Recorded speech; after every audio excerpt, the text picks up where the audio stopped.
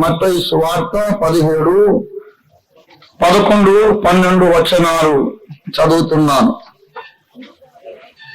అందుకు ఆయన, ఏలియా వచ్చి సమస్తమును చక్కబెట్టునను మాట నిజమే. ఆయనను ఏలియా ఇదివరకే వచ్చెను, వారతని ఎరుగక తమకిష్టము వచ్చినట్లు అతని ఎడల చేసిరి. మనుష్య కుమారుడు కూడా అలాగే వారి చేత శ్రమలు పొందబోచున్నాడని మీతో చెప్పుచున్నాను నేను. ప్రభువును ప్రియులారా, చదివిన లేఖన భాగములో యేసుక్రీస్తు ప్రభువు వారు రెండు పరస్పర విరుద్ధమైన విషయాలను వెంటనే మాట్లాడుతూ ఉన్నారు. 11వ వచనమును 12వ వచనాన్ని మనం చదివాం. ప్రసంగము లోతుల్లోకి, సందేశపు లోతుల్లోనికి వెళ్ళక ముందు ప్రియులారా, దేవుడిచ్చిన సందేశాన్ని మీ ముందు పంచుకోవడం ప్రారంభించక ముందు చిన్న మనవి చేస్తున్నాను. అవకాశం ఉన్న వారందరూ శ్రద్ధగా లేఖనాలు చూస్తూ ఉండాలని ప్రత్యేకంగా మనవి చేస్తున్నాను. అవకాశం లేని వారు ఇలాగూ చూడలేరు. అవకాశం ఉన్నవారు చూడండి, మిగతా వారు శ్రద్ధగా ఆలకించండి. మత్తయి సువార్త 17, 11, 12 వచనాలలో రెండు విభిన్న విషయాలు, విరుద్ధమైన విషయాలు వెంటనే ప్రభు వారు ప్రకటిస్తూ ఉన్నారు. 11వ వచనాన్ని చూసినట్లయితే, ఏలియా ముందుగా వచ్చి సమస్తమును చక్కపెట్టును అన్న మాట నిజమే. అది ఫ్యూచర్ టెన్స్ లో మాట్లాడుతున్నాడు. ఏలియా వచ్చును, సమస్తమును చక్కబెట్టును, అది ఫ్యూచర్, భవిష్యత్ కాల సంఘటనగా దాన్ని ఆయన ఎత్తి చెబుతూ ఉన్నాడు అని ఆయనను అన్నాడు. పిల్లరా, ఈ 12వ వచనంలో ఆయనను, nevertheless, one of the greatest words in the Bible. బైబిల్లో ఉన్నటువంటి గొప్ప మాటలలో, మహిమ కలిగిన బలమైన మాటలలో ఒకటి అయినను. ఈ అయినను ఒకటి అర్థం కాకపోతే అసలు దేవుడే మనకు అర్థం కాదు. పడిపోయి మేము ఉన్నాం, అయినను తిరిగి లేచడం అంటాడు మీకా. నేను కింద పడినను తిరిగి లేచదను. అయినను దేవుని ఆజ్ఞను బట్టి ఆ పండు తిన్నటువంటి ఆదాము హవ్వలు చావవలసినది. అయినను వారు చావలేదు. మరొక జంతువులు చచ్చిన వాళ్ళ కోసం. కోరహు, దాతాను, అభిరాములు, వారి కుటుంబ సంబంధులందరూ సజీవులుగా పాతాళంలోకి వెళ్ళాలి. అయినను కోరహు కుమారులు చావలేదు. That's different subject altogether. అయినను పరిశోధించండి. మీకు సంవత్సరానికి సరిపడా 365 ప్రసంగాలు వస్తాయి అందులో నుండి. అయినను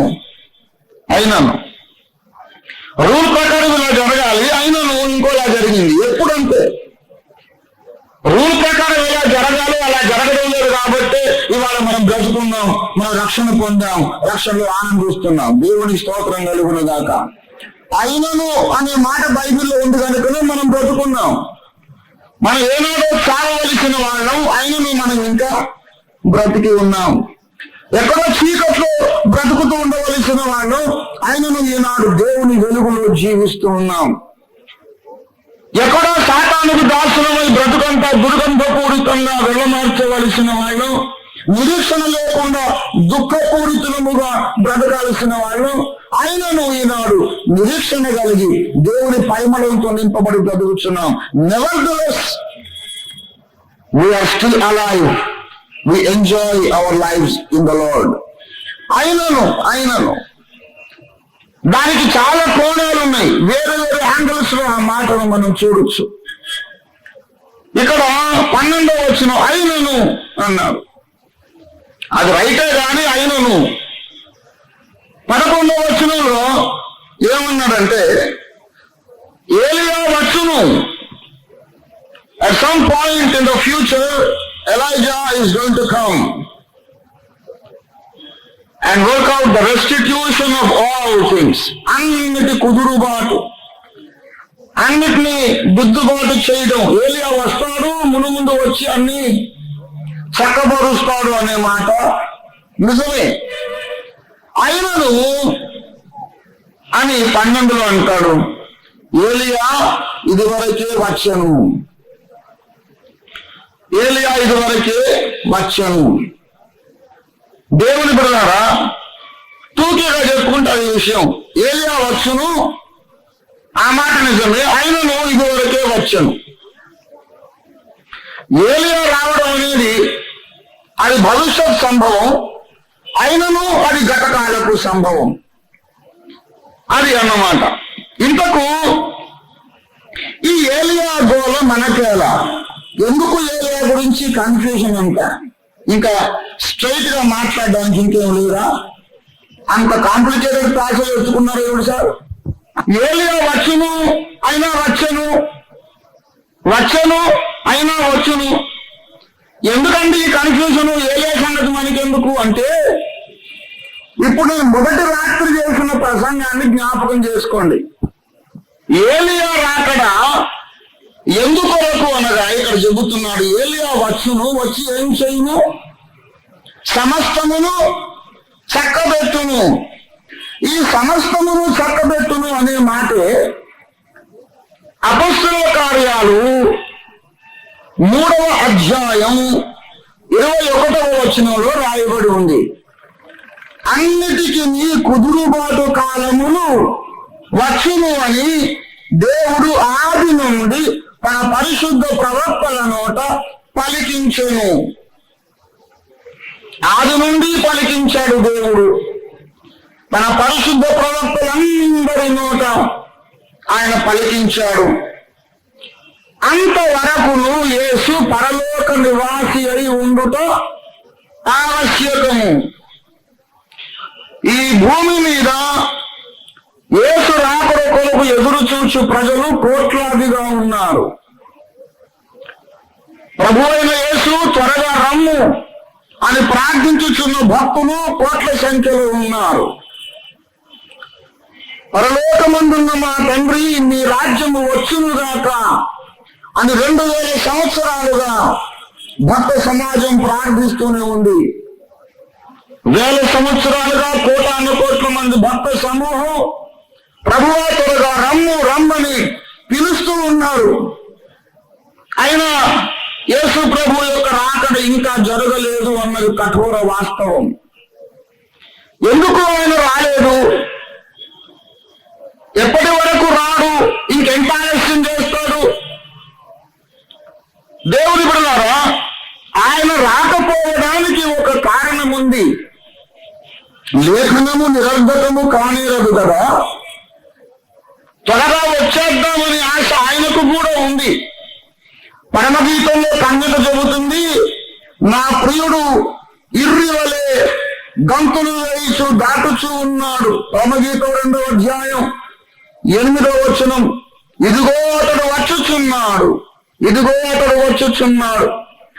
పరమగీతం 2:8కి ప్రకటన 1:7కు సంబంధం ఉన్నది.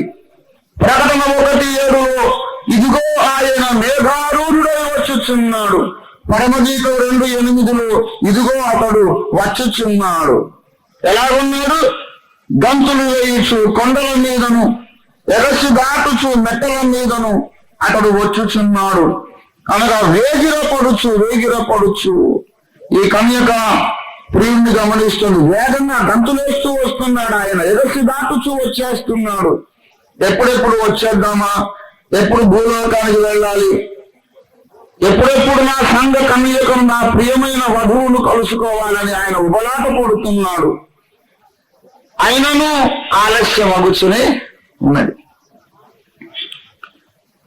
కారణమేమిటి? లేఖనములో దేవుడు ఏనాడో నియమించాడు. ఆయన పరలోక నివాసిగానే ఉండాలి. సమస్తమును చక్కబెట్టు కార్యక్రమం ఒకటి ఉన్నది. ఆ సమస్తమును చక్కబెట్టుట అనే కార్యక్రమము జరగక మునుపు యేసు భూమి మీదికి రావడానికి వీల్లేదు. యేసు ప్రభు రావాలంటే ఏం జరగాలి? అన్నిటికీ కుదురుబాటు జరగాలి. అన్నిటికీ కుదురుబాటు జరగాలంటే ఎవరు రావాలి? మీరు ఆలోచించాలి. యేసు రావాలంటే జరగవలసిన కార్యక్రమం ఏంటి? అన్నిటికీ కుదురుబాటు కాలములు రావాలి. అన్నిటికీ కుదురుబాటు కాలాలు వస్తే తప్ప యేసు ప్రభు భూలోకంలోకి రావడానికి వీల్లేదు. అంతవరకు ఆయన ఎక్కడుంటాడు? పరలోక నివాసిగా ఉంటాడు. మరి అన్నిటినీ కుదురుబాటు చెయ్యాలంటే ఎవరు రావాలి? ఏలియా వచ్చి సమస్తము చక్కబెట్టాలి. సాధారణంగా నా సభల్లో నాకు ఒక గొప్ప ఆదరణ, గొప్ప ఓదార్పు ఏమిటంటే, లేఖనాలలో ఆసక్తి కలిగిన వాళ్ళు మాత్రమే నా సభలకు వస్తూ ఉంటారు. స్వస్థపరిచే కూటాలకు అందరూ వెళ్తారు. కానీ నాకు కేవలం బైబిల్ విద్యార్థులే వస్తూ ఉంటారు కనుక నాకు కాస్త చాలా ఆదరణ, మీకు అర్థమవుతుందని నేను నమ్ముతూ ఉంటాను. అందుకే ధైర్యంగా లోతుకి వెళ్ళిపోయి మాట్లాడతాను. దేవుని బిడ్డలారా, ఏలియా రావాలి, సమస్తమును చక్కబెట్టాలి. ఏలియా వచ్చి అన్ని చక్కబెట్టకపోతే యేసు రావడానికి వీల్లేదు. లేఖనమే ఒప్పుకోదు. ఏలియా వచ్చి సమస్తము చక్కబెట్టకుండానే యేసు వచ్చాడు అనుకోండి, అప్పుడు లేఖనం ఏమైనట్టు? నిరర్ధకమైనట్లు. ఎస్. అందుచేత మనము యేసు రాకడను ప్రేమించు వారమైన మనం ఏలియా రాకడను మనము అర్థం చేసుకోవడానికి ప్రయత్నం చేస్తున్నాం.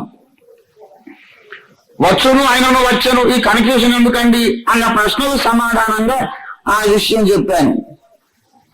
కారణం ఏమిటి? ఏలియా గురించి మనకు ఆసక్తి ఎందుకు? ఎందుకంటే ఏలియా రాకపోతే అన్ని కుదురుబాటు కాలాలు రావు. అన్నిటికీ కుదురుబాటు కాలాలు రాకపోతే యేసు ప్రభు వారు పరలోకంలోనే ఉంటారు, ఈ భూమి మీదకి రాడు. కనుక అన్నిటికీ కుదురుబాటు కాలము వచ్చును. రావాలంటే ముందు ఏలియా రావాలి. ఆది నుండి తన పరిశుద్ధ ప్రవక్తల నోట దేవుడి విషయాన్ని పలికించారట.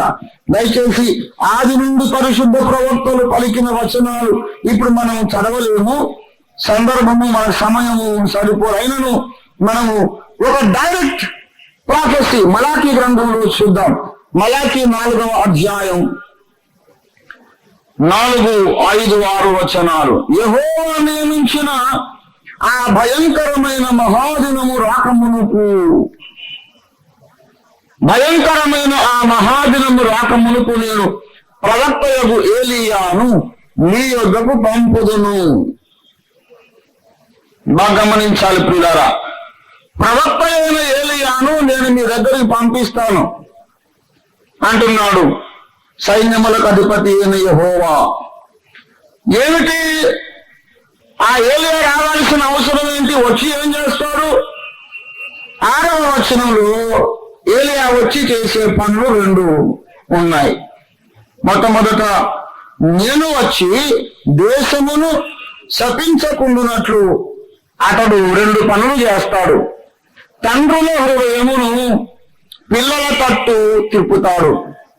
రెండవదిగా, పిల్లల హృదయాన్ని తండ్రుల తట్టు తిప్పుతాడు. తండ్రుల హృదయాన్ని పిల్లల తట్టు తిప్పుతాడు, పిల్లల హృదయాన్ని తండ్రుల తట్టు తిప్పుతాడు. ఈ 2 పనులు ఏలియా చేస్తాడు. లేకపోతే నేను వచ్చి దేశమును శపిస్తాను. ఎప్పుడు వస్తాడు ఏలియా? నేను నియమించిన భయంకరమైన ఉగ్రత మహాదినం రాకముందు వస్తాడు. యేసుక్రీస్తు రాకకు మునుపు భూమి మీద జరగవలసిన ఒక అద్భుత సంఘటన ఏలియా రాకడ. యేసు వస్తాడు, అంతకంటే ముందు ఏలియా వస్తాడు. సార్వత్రిక సంఘమంతా గ్రహించవలసిన శ్రేష్టమైన ప్రాముఖ్యమైన అంశం ఇది. ఏలియా వచ్చును, ఆయనను ఇంతకు మునిపే వచ్చాను. మరి వచ్చాను అన్న ఏలియా ఎవరు, వచ్చేసాడన్న ఏలియా ఎవరు? ఆ క్రింద 13వ వచనాన్ని మీరు చూస్తే శిష్యులకు అప్పటికప్పుడే అర్థమైపోయిందట. ఏమిటి అర్థమైంది?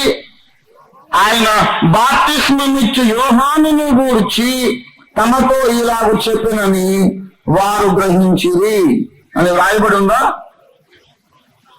యేసు ప్రభు వారు చెప్పారు, ఏలియా వచ్చేశాడు, వారిని ఎరుగక తమకు ఇష్టం వచ్చినట్లు అతను ఏదో చేశారు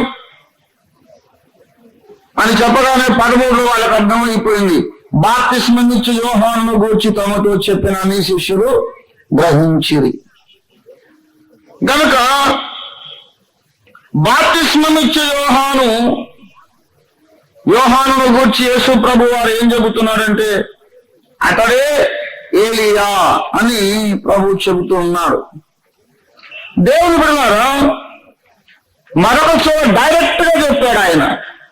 మత్తయి 11వ అధ్యాయం 14వ వచనం. కొంచెం చాలా అటెంటివ్ గా ఉండండి దయచేసి.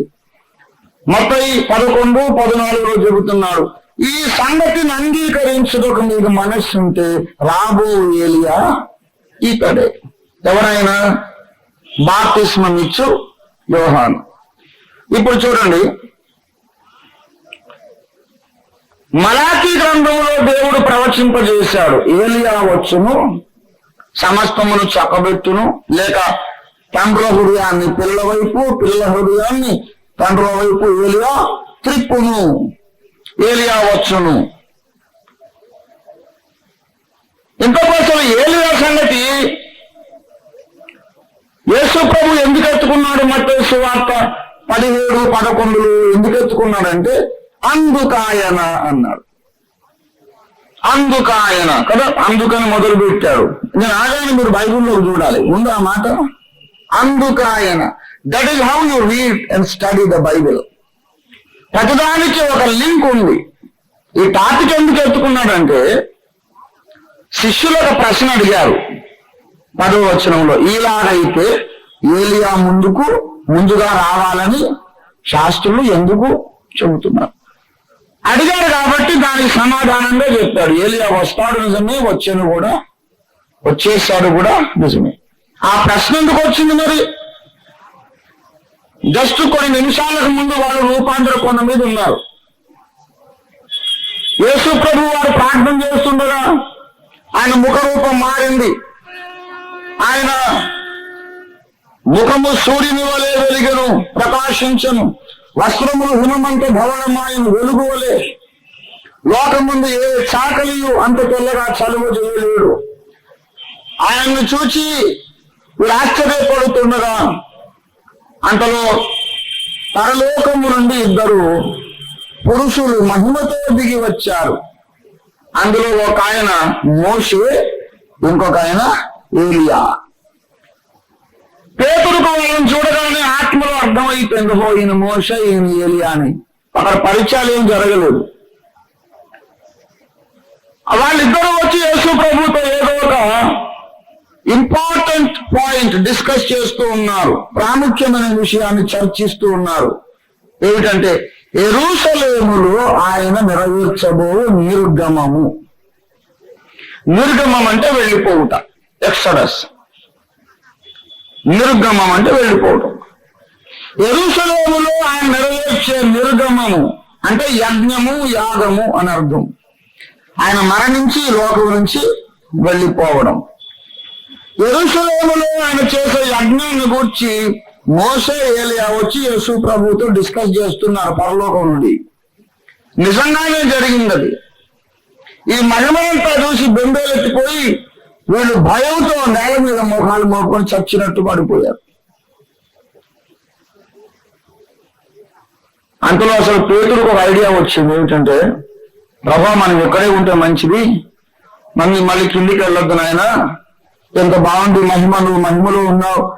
మోషే ఏలియాలు వచ్చేశారు, పర్ణశాలలు కడతాం, ఇక్కడే ఉండండి, నీకో పర్ణశాల, మోషే కోటి ఏలియా కోటి కట్టేస్తాం అన్నాడు.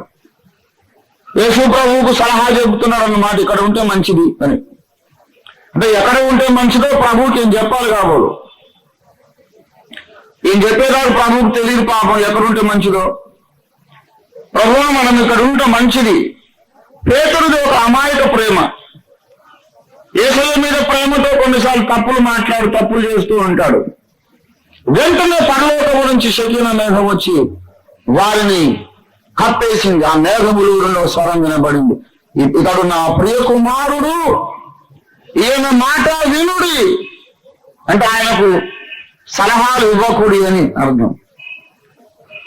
ఆయనకు అడ్వైజులు ఇవ్వకండి, ఆయన చెప్పేదేదో వినండి. Hear him and obey him, don't advise him. Follow him, don't try to guide him. ఆయన చెప్పినట్టు వినండి. ఆయన చెప్తారు ఏమిటో, మీరు ఇక్కడ ఉంటే మంచిది, కింద ఉంటే మంచిది, మీద ఉంటే మంచిది. ఆయన అడగండి, ఆయన చెప్తాడు. ఆయన ఎక్కడ ఉండేది మంచిది అంటాడో అక్కడ ఉండండి. వెంటనే ఆ మేఘం అంతా వెళ్ళిపోయింది. ఆ మేఘంలో ఇద్దరు దివ్య పురుషులు, వీళ్ళు కూడా వెళ్ళిపోయారు. లేచి చూస్తే యేసు కాక మరెవరు కనబడలేదు. ఏలియా వచ్చాడు. మరి ఏమేమో యేసయ్య, ఆయన మెస్సయ్య, క్రీస్తు, అభిషిక్తుడు. మేము మాట ఉన్న ప్రభు ఏమో మెస్సియా అని మేము నమ్ముతున్నాం. మరి ఏలియా మహిమలో ఉన్నాడు. ఇదేమిటబ్బా, మరి మెస్సియా రాకముందు ఏలియా రావాలిగా. మెస్సియా రాకముందు ఏలియా రావాలి. మెస్సియా వచ్చేసాడు, మరి ఏలియా ఎప్పుడు వచ్చాడు? రాలేదా? ఇలాగైతే ఏలియా ఇంకా మహిమలోనే ఉంటే మరి ఏలియా ముందు రావాలి అని ఎందుకు శాస్త్రులు చెప్పుతున్నారు? అది ప్రశ్న. అందుకు ఆయన జవాబు చెప్పాడు, శాస్త్రులు చెప్పింది కూడా నిజమే నాయన, రైతే. ఏలియా రావాలి, వస్తాడు, అన్ని చక్కబెడతాడు. దాని ఇదివరకే వచ్చను అనేది కూడా నిజమే. నేను రాకముందు ఏలియా రావాలి. ఇదిగో మొదటి రాకడ నేను రాకముందు ఏలియా వచ్చేశాడు. రెండవ రాకడ ముందు కూడా ఏలియా వస్తాడు. ఏలియా ఎప్పుడు రావాలి? సైన్యములకు అధిపతి యెహోవా భూమి మీద రాకముందు ఏలియా రావాలి. ఆయన 2 సార్లు వస్తున్నాడు కాబట్టి ఏలియా కూడా 2 సార్లు వస్తాడు. వచ్చేశాడు. ఇష్టం వచ్చినట్టు అతని పట్ల వాళ్ళు చేశారు. ఓహో, యోహానును గూర్చిన మాట అన్నమాట అని వాళ్ళకి అర్థమైంది. కానీ యోహాను సువార్త మొదటి అధ్యాయంలో 21వ వచనంలో శాస్త్రులు, యాజకులు, లేవీయులు కొంతమంది కూడి వచ్చి ఆ బాప్తిస్మం నుంచి యోహాను అడిగారు, నీవు ఏలీయావా అంటే అతడు నేను కాను అని. మళ్ళీ మొదటికొచ్చి పడ్డది వ్యవహారం. నువ్వు ఏలియావా అని అడిగితే ఆయన ఏం చెప్పాలి? అవును నాయన గారా, నేను ఏలియానే, మలాకి చెప్పిన ప్రవచన నెరవేర్పుగా నేను వచ్చాను అని చెప్పుకోవాలి. మరి నేనే ఏలియా అని అనకుండా ఏమంటున్నాడు? నేను కాననేశాడు. యేసు ప్రభు ఏమంటున్నాడు? అతడే ఏలియా. ఆయన ఏమంటున్నాడు? నేను ఏలియాను కానని. ఇప్పుడు యేసు ప్రభుకి ఎక్కువ తెలుసా, యోహానికి ఎక్కువ తెలుసా? ఏమండి, ఆయనే అతడు ఏలియాడు ప్రభువు చెబుతుంటే కాదు నేను ఏలియాను కాదని ఆయన అంటున్నాడు. ఏంటి కన్ఫ్యూజన్? దేవుని బిడ్డలారా, ఏలియా వచ్చుట అనగా అతడు ఏలియాయే గాని నేను ఏలియాను కాని అన్నాడు. ఎందుకు అన్నాడంటే వినండి, ఏలియాయే గాని నేను ఏలియాను కాను అన్నాడు. ఎందుకన్నాడంటే ఏలియా అంటే ఏలియా యొక్క పునర్జన్మ, లేక పైనుండి ఏలియానే ఊడిపడుట, అగ్నిరథాల్లో వెళ్ళాడు, అగ్నిరథాల్లో మళ్ళీ వచ్చేస్తాడని అనుకుంటున్నారు. ఏలియా వచ్చుట అంటే ఆ వెళ్ళిపోయిన ఏలియా మళ్ళీ వచ్చుట కాదు. వెళ్ళిపోయిన ఏలియా తల మీద ఉన్న అభిషేక తైలం ఇంకొక భక్తుని మీదకి వచ్చుటే ఏలియా వచ్చుట. లూకాసు సువార్త 1వ అధ్యాయంలో ఈ సూత్రం చెప్పాడు. లూకా 1వ అధ్యాయము 14. అతడు ప్రభు దృష్టికి గొప్పవాడై ద్రాక్షారసమైనను మద్యమైనను త్రాగక తన తల్లి గర్భమందు పుట్టినది మొదలుకొని పరిశుద్ధాత్మతో నిండుకొన్నవాడై ఇశ్రాయేలీయులలో అనేకులను ప్రభు అయిన వారి దేవుని వైపునకు త్రిప్పును. 17. మరియు అతడు తండ్రుల హృదయములను పిల్లల తట్టునకును అవిధేయులను నీతిమంతుల జ్ఞానమును అనుసరించుటకును త్రిప్పి ప్రభువు కొరకు ఆయత్తపడి ఉన్న ప్రజలను సిద్ధపరచుటకై ఏలియా యొక్క ఆత్మయు శక్తియు గలవాడై తన ప్రభువునకు ముందుగా వెళ్ళును. యోహానే ఏలియా అని ఎందుకన్నాడంటే, ఏలియా తల మీద ఏ అభిషేకం దేవుడు పోశాడో అదే అభిషేకాన్ని తీసుకొచ్చి ఎలిజబెత్ అమ్మ గర్భంలో ఉన్న ఆ పిండము మీద దేవుడు ఉంచాడు. సిద్ధాంత ప్రకారం ఒకసారి ఈ భూమి మీద బ్రతికిన మనిషి మళ్ళీ బ్రతకరు. ఈ భూమి మీద ఒకసారి మనుషులు పునరపి మరణం, పునరపి జననం, మళ్ళీ పుడతారు, మళ్ళీ చస్తారు, మళ్ళీ పుడతారు, మళ్ళీ చేస్తారు.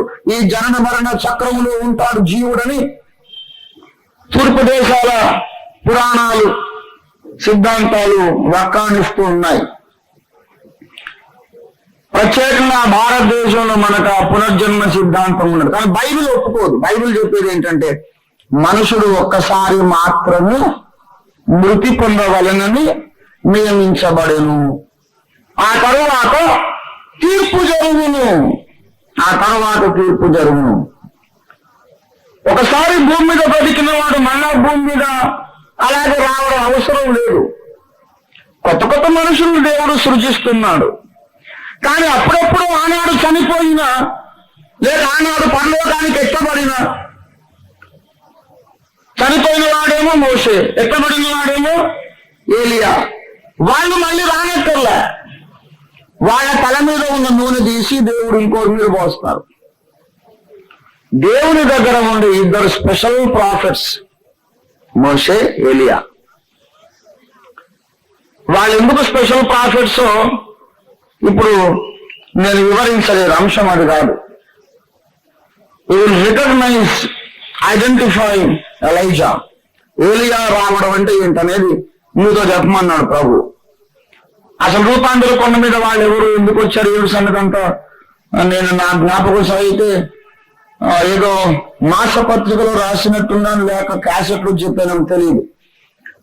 మోషే పునరుద్ధానము చెందబోవు భక్తులకు ప్రతినిధి, ఏలియా మరణము చూడకుండా ఎత్తబడే భక్తులకు ప్రతినిధి, మోషే ధర్మశాస్త్రమునకు ప్రతినిధి, ఏలియా ప్రవక్తలందరికీ ప్రతినిధి. యేసును గూర్చి ధర్మశాస్త్రము ప్రవచించను, అట్లే ప్రవక్తలందరూ ప్రవచించురి గనక ధర్మశాస్త్ర ప్రతినిధిగా ప్రవక్తల ప్రతినిధిగా వచ్చి శిలువ యాగమును గూర్చి మాట్లాడారు వాళ్ళు. అది చాలా డీప్ ఇష్యూ, అది ఇప్పుడు మనకు వద్దు, అవసరం లేదు. తర్వాత ఎప్పుడైనా మాట్లాడుకున్నాం, లేకపోతే బుక్ స్టాల్ సంప్రదించండి. దేవుని బిడ్డలారా, ఈ ఏలియా రావడం అనే సంగతి మనం అర్థం చేసుకున్నాం. ఏలియా మళ్ళీ రాలేదు, కానీ ఏలియా మీద ఉన్న అభిషేకము ఈ యోహాను మీదకి వచ్చింది. కాబట్టి యేసుప్రభు ఏం చెప్పాడు, ఈయనే ఏలియా. ఏలియా ఒకసారి వచ్చాడు,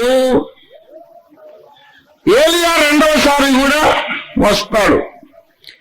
ఏలియా రెండవసారి ఎందుకు రావాలి అసలు? ఇంతకు ఏలియా రెండవసారి వచ్చినప్పుడు చేసే పని ఏంటంటే సమస్తమును చక్కబెట్టుట. ఏలియా రాకడలు రెండు. మొదటి రాకడేమో 11వ వచనంలో ఉంది, రెండవ రాకడ 12వ వచనంలో ఉంది. మొదటి రాకడలో ఏం చెప్తాడంటే ఏలియా క్షమించండి, రెండవ రాకడ 11లో ఉంది. ఏలియా వచ్చును అనేది ముందు చెప్పాడు, భవిష్యత్ రాకడ ముందు చెప్పాడు. ఏలియా వచ్చును, వచ్చేసాడని తర్వాత వచ్చని చెప్పాడు. ఏలియా వచ్చి ఏం చేస్తాడు? సమస్తమును చక్కబెట్టును. ఏలియా వచ్చి సమస్తమును చక్కబెట్టును. ఆ ఏలియా వచ్చి అన్ని చక్కబెట్టకుండా యేసు రాకడ సంభవించదు, రావడానికి వీలు.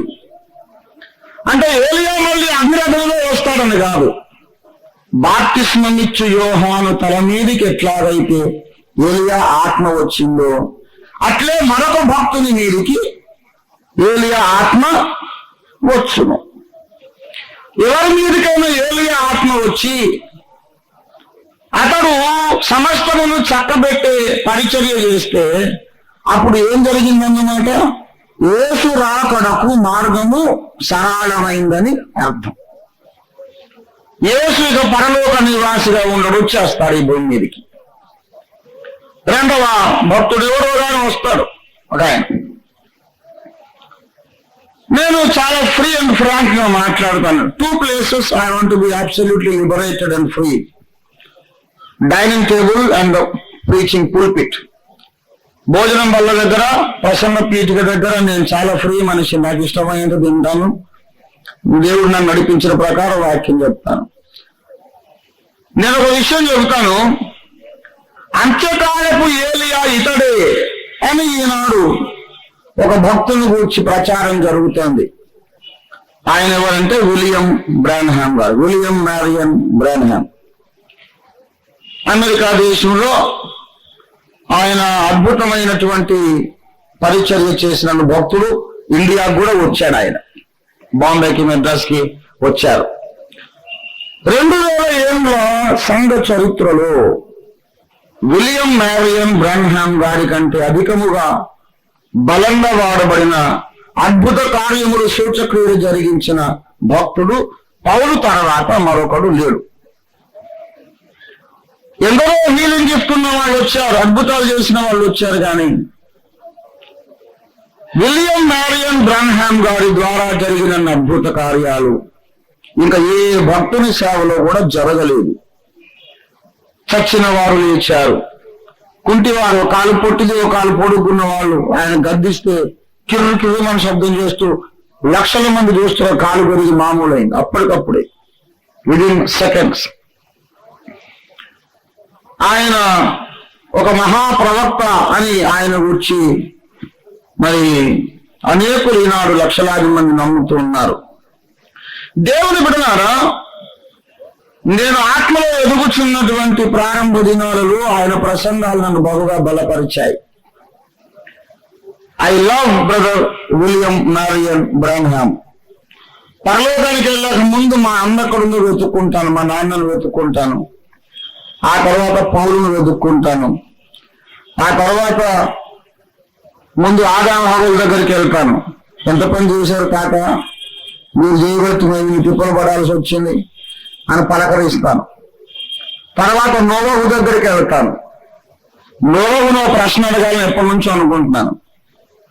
తాత, ఊడలోనికి సకల ప్రాణులు తెచ్చావు, ఈ దోమల్ని, మంచలో నల్లుల్ని, తల్లో పేలని ఎందుకు తెచ్చావు నువ్వు తాత? ఈ దోమలను ఓడలోకి నువ్వు తేకపోతే జలప్రలయంలో నశించేవి. ఇప్పుడు మాకు జెట్ మ్యాట్లు అవసరం ఉండేది కాదు కదా. అదో ప్రశ్న నోవహుని అడగాలనుంది. మా అమ్మని ముందుగా, అమ్మ నన్ను కని భక్తిలో పిలిచావు, వందనాలమ్మా అని నాన్నగారిని కలుస్తాను, పౌరుని కలుస్తాను. ముందైతే యేసుప్రభు పాదాలు ముద్దు పెట్టుకుంటాను అనుకోండి, అది వేరే విషయం. అది అయిన తర్వాత ఇవన్నీ నోవహు తాతని కలిసి దోమల సంగతి అడగాలనుంది. The next person I will meet is William Marion Branham. I will hug him and kiss him. కావలించుకొని ముద్దు పెట్టుకుంటాను. బ్రహ్మ అన్నా, నాకు భలే నిప్పు పెట్టావులే, నువ్వు చేయబట్టి నేను ఎంత మందించబడ్డాను అనుకున్నావు అని ఆయన కూడా ముద్దు పెట్టుకుంటాను. I really love that great man of God, but I seriously doubt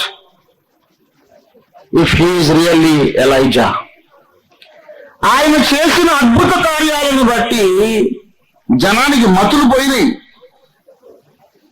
south ఆఫ్రికాలో ఆయన్ని ఒక కుంటను తీసుకొచ్చారు, ఒక కాలు పొట్టిదో ఒక కాలు పొడుగు. నీ యేసు నిజమైన దేవుడైతే ఇప్పుడు ఈ కాలు బాగు కావాలి. కమాన్, నువ్వు తీసుకొచ్చిన రోగులు కాదు, నేను తెచ్చిన రోగులను బాగు చేయాలి. ఈ రోజుల్లోనే మన లీడర్స్ ఎవరైనా అట్లా ఛాలెంజ్ యాక్సెప్ట్ చేస్తారా? దేవుని శోధించకూడదు నాయన అంటారు. కానీ విలియం బ్రహ్మం గారు దేవునితో చూశాడు. ఏమంటావు ప్రభా, వీళ్ళు ఛాలెంజ్ చేస్తున్నారు. Okay, take up the challenge. I'm going to do a miracle, display my power. Come on, తీసుకో. సరే, నా దేవుడు చెప్తున్నాడు, వీళ్ళు బాగు చేస్తారు దేవుడు, మరి మీరు యేసు ప్రభువుని నమ్ముకుంటారా అంటే అలాగే నమ్ముకుంటామన్నా. In the name of Jesus I command this leg to grow, come to normal size అనగానే కిర్రు కిర్రు కిర్రు ఇట్లా వీడియో తీస్తున్నారు. సౌండ్ వచ్చింది, పెరిగింది. 1,00,000 మందికి పైగా ఉండే కాంగ్రిగేషన్ మధ్యలో అద్భుతం జరిగింది.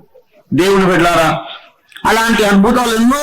ఒక్కోసారి ఆయన గదిలో కూర్చుంటే ఒంటరిగా ఉంటే దేవదూతలు మాట్లాడుతుండేవాళ్ళు. కిటికీలో వచ్చి తొంగి చూస్తే కిటికీలో నుండి దూతలు కనపడేవాళ్ళు, చటుకులు మాయమైపోయేవారు. ఎన్నో అద్భుత కార్యాలు.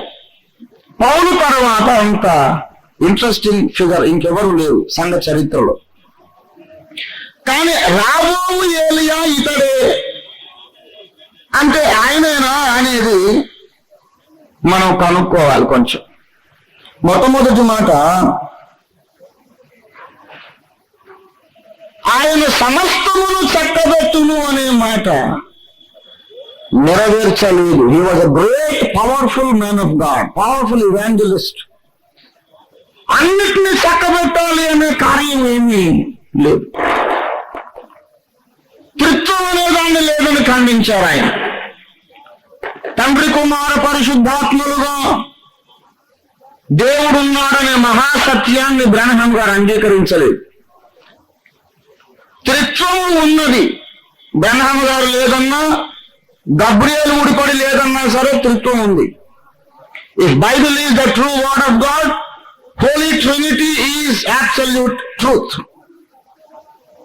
బైబిల్ సత్యవాక్యం అయితే త్రిత్వము కూడా సత్యమే. బ్రహ్మం గారు ఏం చెప్పారంటే త్రిత్వం లేదన్నారు. త్రిత్వం అనేది సైతాను పుట్టించిన సిద్ధాంతం అన్నాడు. త్రిత్వం ఉండదని ఒప్పుకోలేదు ఆయన. ఆ తండ్రే ఒకప్పుడు అక్కడ ఉన్నప్పుడు, సింహాసనం మీద ఉన్నప్పుడు తండ్రి, ఆయనే శరీరం దాల్చి వచ్చినప్పుడు కుమారుడు. ఆయన వెళ్ళినట్టు వెళ్ళి మళ్ళీ వచ్చాడు కనబడకుండా అదృశ్య రూపుగా, ఆయన పరిశుద్ధాత్మ దేవుడు. ఈ మూడు టైటిల్స్, పర్సన్ ఒకడే ఆఫీసులో ఏమో ఆఫీసరు, ఇంట్లోనేమో పిల్లల దగ్గరికి పోతే తండ్రి, భార్య దగ్గరికి పోతే భర్త. ఆఫీసర్ ఆయనే, తండ్రి ఆయనే, భర్త ఆయనే. అలాగే ఒక దేవుడే, అక్కడ ఉంటే తండ్రి, శిలువ మీద వచ్చినప్పుడు కుమారుడు, అదృశ్యంగా మేడగదికి వస్తే ఆయనే పరిశుద్ధాత్ముడు అన్నాడు. కానీ తండ్రి ఈ లోకమునకు బయలుదేరి వచ్చేదని బైబిల్ చెప్పట్లేదు.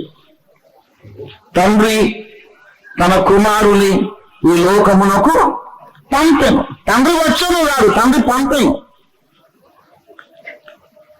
నా అంతట నేనే ఏమి చేయలేను, నా తండ్రి వల్ల ఈ అధికారం పొంది ఉన్నాను, నా తండ్రి నాకంటే గొప్పవాడు అన్నాడు.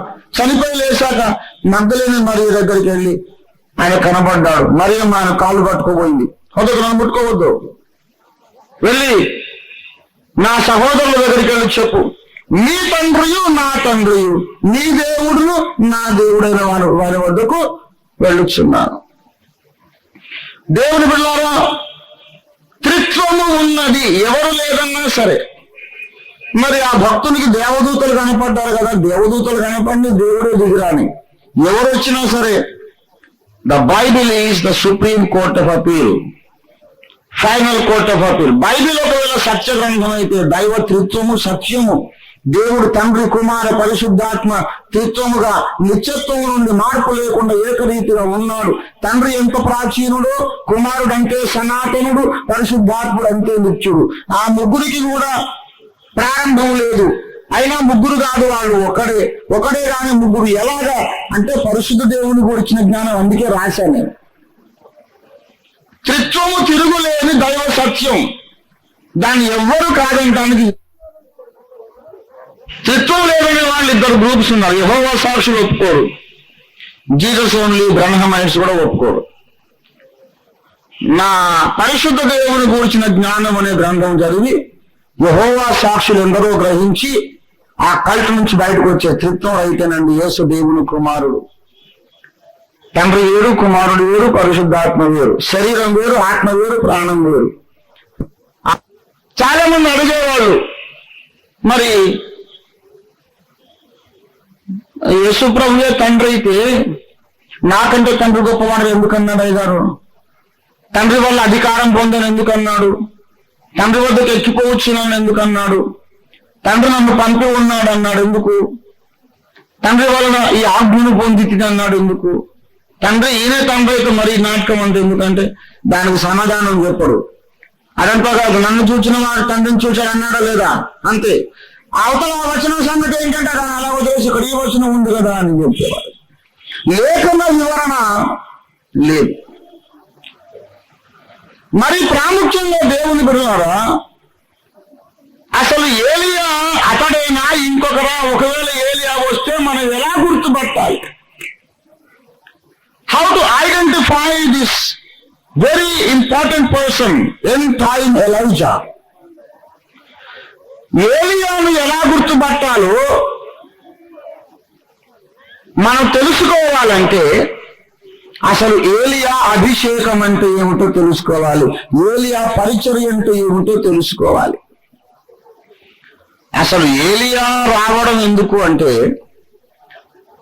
యెజబెలు జరిగించిన వినాశకరమైన కార్యాలను లయము చేయడానికి, అపవాది క్రియలను లయము చేయుటకే దేవుని కుమారుడు ప్రత్యక్షమాయను. యెజబెలు కార్యములను లయము చేయడానికి ఏలియా ఆత్మను ఆయన భూమి మీదకి పంపెను. సాతాను కార్యాలను లయం చేయడానికి యేసు వచ్చాడు. యెజబెలు కార్యములను లయము చేయడానికి ఏలియా వస్తాడు.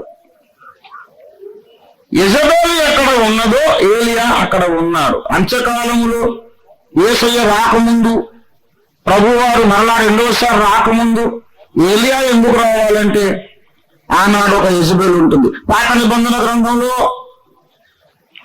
మొదటి రాజుల గ్రంథం 16, 17, 18, 20, 21 ఆ అధ్యాయాలలో ఏలియా మనకు కనబడతాడు. అక్కడ యెజబెలు అనే ఒక స్త్రీ కథ చెప్పినట్టు చెబుతాను, గమనించి వినండి దయచేసి. ఇశ్రాయేలు రాజైన ఆహాబు సీదోనీయుల రాజు అన్యరాజు కుమార్తె అయిన ఎత్బయలు కుమార్తె అయిన యెజబెలు పెళ్లి చేసుకున్నారు. యెజబెలు అనే మాటకు చేస్ట్ అని అర్థం, అంటే పవిత్రురాలు అని అర్థం. ద గ్రేటెస్ట్ మిస్నామర్, చాలా పెద్ద మోసకరమైన పేరు. యెజబెలు అంటే పవిత్రురాలు.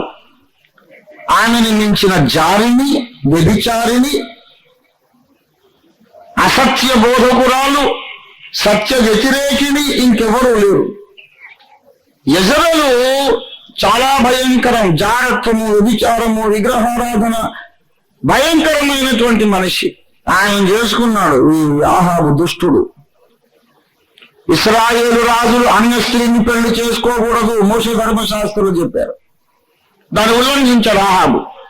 ఆమె చేసుకున్నాడు. తూరు సీదోను రాజకుమార్తె. ఆమె రావడం ఆహాబును కొంగున ముడేసుకుంది.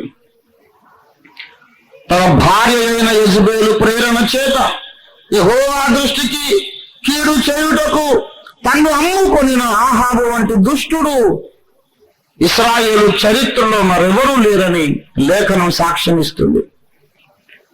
మొత్తం గుప్పిట్లో పెట్టుకుంది రాజ్యాధికారాన్ని. యెహోవా దేవుని ప్రవక్తలందరినీ చంపండి అని ఆజ్ఞ జారీ చేసింది. యెహోవా ప్రవక్తలు చంపేసేయండి. 850 మంది అబద్ధ ప్రవక్తలను రిక్రూట్మెంట్ చేసుకుని అపాయింట్మెంట్ చేసింది. 850 మంది అబద్ధ ప్రవక్తలను. నెల నెల మీకు జీతభత్యాలు రాజు బొక్కసో నుండి నేను ఇస్తాను, నేను ఇచ్చే జీతాలు తీసుకొని తినండి, బతకండి. ఇశ్రాయేలు దేశం అంతా ఒక తప్పుడు వార్త ప్రచారం చేయండి, యెహోవా దేవుడు కాడు. ఎర్ర సముద్రంలోంచి రావటం, బండిలోంచి నీళ్లు రావటం అవన్నీ కొట్టి యెహోవా దేవుడు కాడు. బయలు దేవుడే దేవుడు, బయలే దేవుడు, యెహోవా దేవుడు కాడు. గోబెల్స్ ప్రచారం అని అంటారు. అంటే అర్థం ఏంటంటే ఒక అబద్ధాన్ని ఊరికే చెప్పి 1000 సార్లు చెప్తారు నిజం అనుకుంటారు జనాలు. అది యెజబెల్ అమ్మకు ముందు బాగా తెలుసు. 1, 2, 30, 50, 100, 850 మంది ఒకటే చెవులో జోడీగల్లాడుతూ యెహోవా దేవుడు కాడు, యెహోవా దేవుడు కాడు, యెహోవా దేవుడు కాడు అంటుంటే వీళ్ళు అవునేమో నిజమేనేమో యెహోవా దేవుడు కాడేమో బయలే దేవుడేమో అనే తడబాటులోకి వచ్చేశారు. యెహోవా బలిపీఠాలు కూలద్రోసింది. ఇశ్రాయేలు ప్రజలందరినీ బయలుదేవత భక్తులుగా తయారు చేయడానికి కంకణం కట్టుకుంది. అప్పుడు దేవుడు ఏలియాను లేపాడు. ఏలియా ప్రవక్త ఇశ్రాయేలు వారందరికీ కనువిప్పు కలగడానికి 3.5 సంవత్సరాలు వర్షం కురవకుండా ఆకాశాన్ని బంధించి మూసేసి ప్రార్థనలోకి వెళ్ళిపోయాడు. 3.5 సంవత్సరాలు అయ్యాక దేవుని పనుపున మళ్ళీ వచ్చాడు. ఇశ్రాయేలీలందరినీ కర్మెలు కొండ దగ్గరికి సమావేశపరచండి, బయలుదేవత ప్రవక్తలందరినీ సమావేశపరచండి, 2 బలిపీఠాలు కడదాం, ఎవరు నిజమైన దేవుడో నిరూపించుకుందాం. ఏలియా ఒక ప్రశ్న వేశాడు, ఒక సవాలు విసిరాడు. ఏలియా పరిచర్య సారాంశం ఆ ఒక్క సవాళ్ళు మనకు ద్యోతకం అవుతుంది. మొదటి రాజులు 18:21 వచనములో అన్నాడు, ఏలియా జనులందరి వద్దకు వచ్చి ఇలాగన్నాడు, మీరు ఎన్నాళ్ళ వరకు 2 తలంపుల మధ్య తడబడుచుందురు. ఎన్నాళ్ళ వరకు 2 తలంపుల మధ్య తడబడుచుందురు. యెహోవా దేవుడైతే యెహోవాను అనుసరించండి, బయలును వదిలేసేయండి.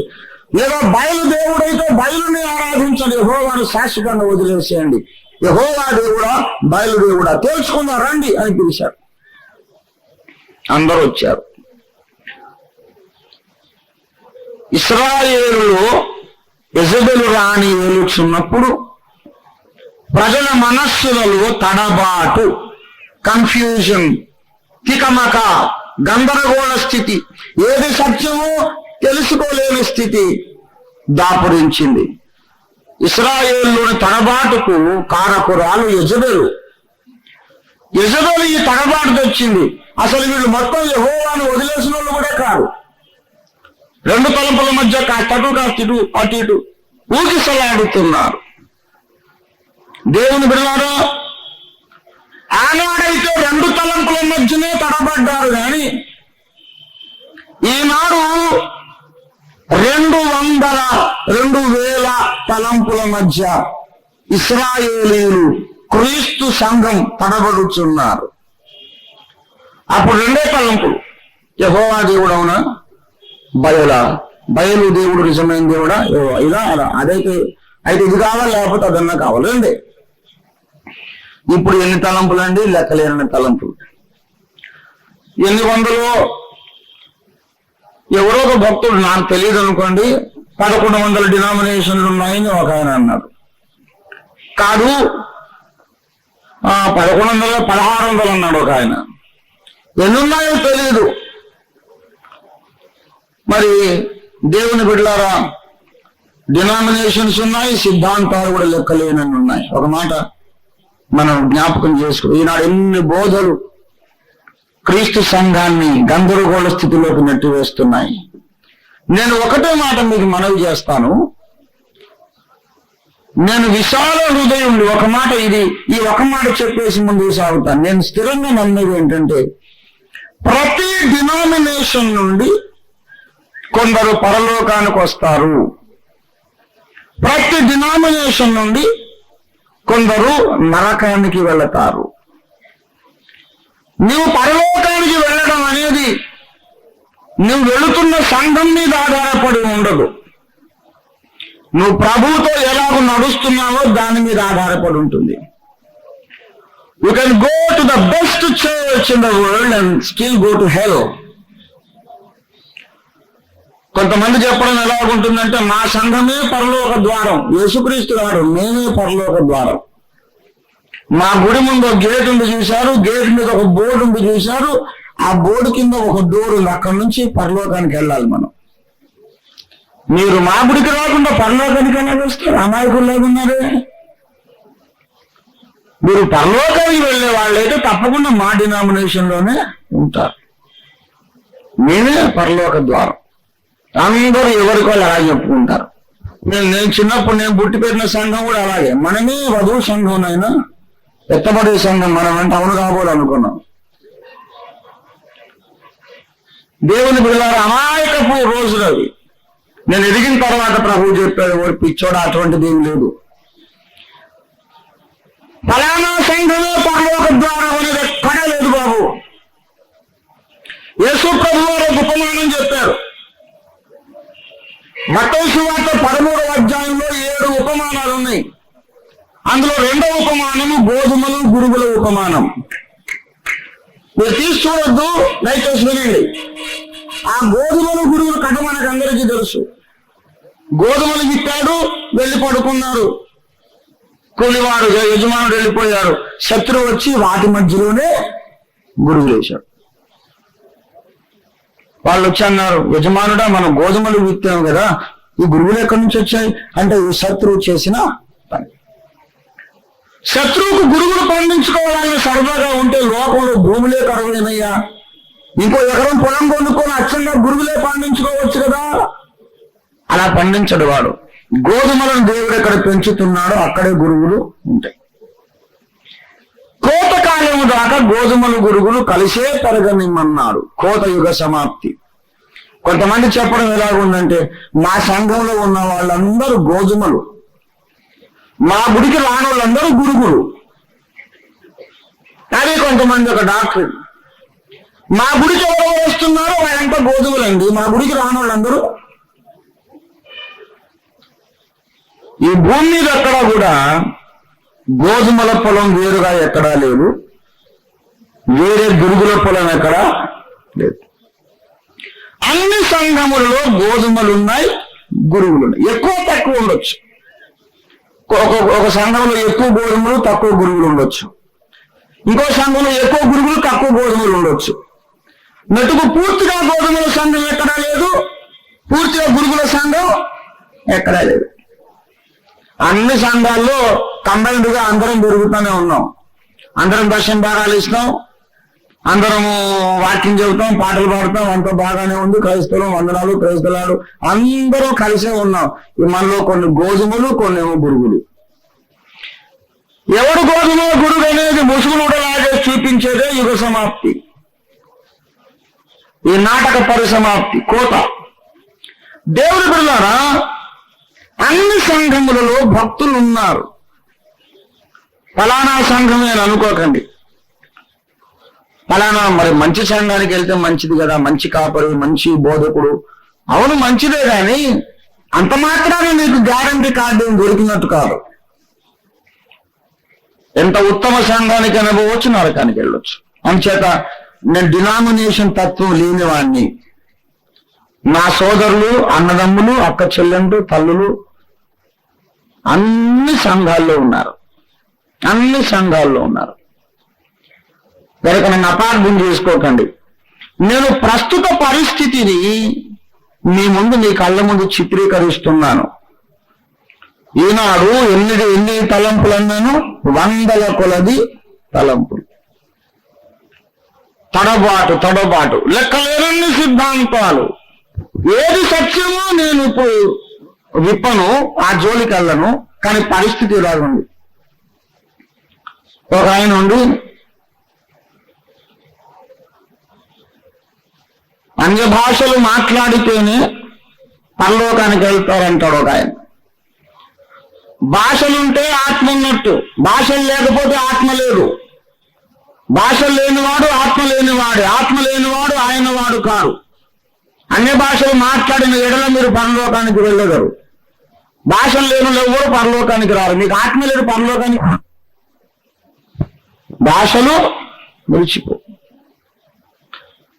ఒక సహోదరుడేమో చిలకరింపు బాప్తిస్మం ఇస్తే మంచిది అంటాడు. ఇంకొక ఆయన కాదు ముంచాలని అంటాడు. వీడు చిలకరించాలా ముంచాలా అని ఆలోచిస్తూ తర్జన పడుతుండగా మూడో ఆయన వస్తాడు. సోదరులారా, ఈ రెండు తప్పే. జెండా కింద ప్రమాణం చేయాలి.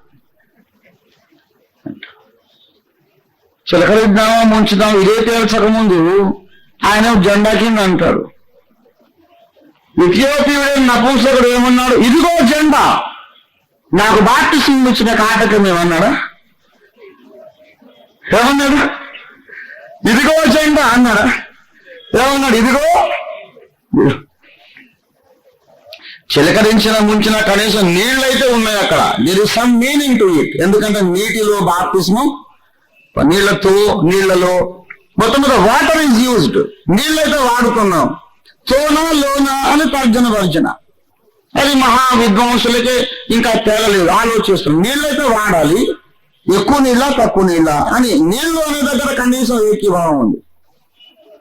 ఏమండి, అసలు నీళ్ళ ఊసే లేకుండా జెండా, అది ఇంకెంత దారుణం. ఏమండి, ఇదిగో జెండా, నాకు బాప్తిస్మం ఇచ్చిన ఆటంకం అని వాళ్ళు అంటున్నారు. వీళ్ళిద్దరు ఒకటే ఆయనతో దెబ్బలాడతారు. ఏమిటి సోదరుడా, మేము కనీసం ఇద్దరం నీళ్ళైనా ఉన్నాయి మాకు, మీరు అసలు నీళ్ళే లేవు, నీటి చుక్క లేకుండా అదేం బాప్తిస్మం? బైబిల్ ఎక్కడుంది? ఇక వీళ్ళు ముగ్గురు కుస్తీ పట్లు పాడుతుండగా నాలుగో వాడు వస్తాడు. అమ్మాయి పిల్లారా, ఇదంతా ముఖ్యం కాదు.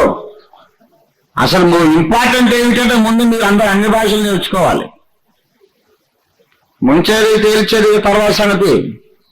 భాషలు మాట్లాడే నీళ్ళలో మీరు పరలోకమునకు వెళ్ళరు.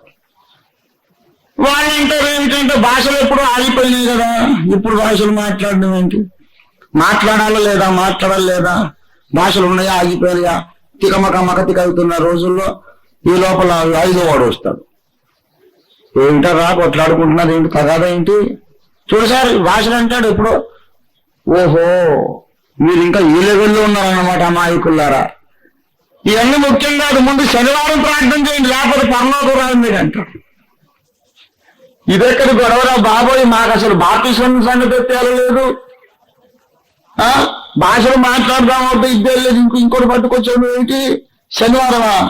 మరి ఆదివారం మొదటి నుంచి చేస్తున్నాగా ప్రార్థన, తప్పది. సంస్కరణ కావాలి. ఇప్పుడు తాతన్నారు తెలియక ఆదివారం చేశారు. మనం శనివారం ఆరాధించండి, పరలోక రాజ్యం ఉండదు నాయన అంటారు. ఆయన శనివారం అంటారు, వీళ్ళు ఆదివారం అంటారు. ఈ గ్రూపులు కుస్తీ పట్లు సిగపట్లు పడుతుండగా ఇంకొకడు వస్తాడు. ఏమిటి నాయన దెబ్బలాట ఏంటి, తగదా ఏంటి ఆర్గ్యుమెంటు? వీళ్ళంతా చెప్తారు, సార్ మేము ముందు చిలకరిద్దామన్నాడు, ఈయన ముంచమన్నాడు, కారానికి జెండా అన్నాడు. అసలు అనంత గారు భాషలు అని ఈయనన్నాడండి.